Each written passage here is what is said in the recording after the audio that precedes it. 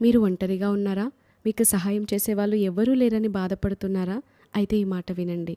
మనం మన ఫోన్‌లో హే గూగుల్, హే జెమినీ, హే ఏఐ లేకపోతే ఐఫోన్‌లో అయితే హే సిరి అనగానే మన మాట విని వెంటనే అది యాక్టివేట్ అయ్యి నేను మీకు ఎలా సహాయపడగలను అని అడుగుతుంది. మనం అడిగిన ఏ పనినైనా సరే అది క్షణాల్లో చేసి పెడుతుంది. మనం వీటిపైన ఆధారపడినంతగా కూడా దేవునిపైన ఆధారపడలేకపోతున్నాం. దేవుని వాక్యం సెలవిస్తుంది, అడుగుడి మీకు ఇవ్వబడును, వెతుకుడి దొరుకును, తట్టుడి మీకు తెరవబడును.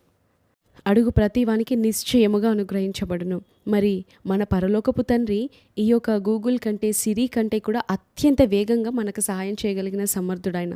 ఆయన ఎల్లప్పుడూ సహాయం చేయడానికి సిద్ధంగా ఉన్నాడు.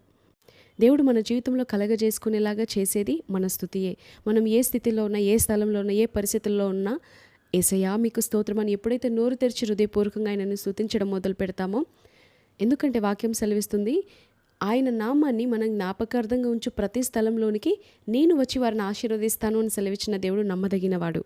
మనం ఎప్పుడైతే దేవుని స్తుతిస్తామో ఆయన సన్నిధి మనకు తోడుగా దిగి వస్తుంది. మన భయాలన్నింటినీ పోగొడుతుంది, మనకు సహాయం చేస్తుంది. ఆయన హస్తం మన జీవితంలో కార్యం జరిగించేలాగా చేస్తుంది మన స్తుతి.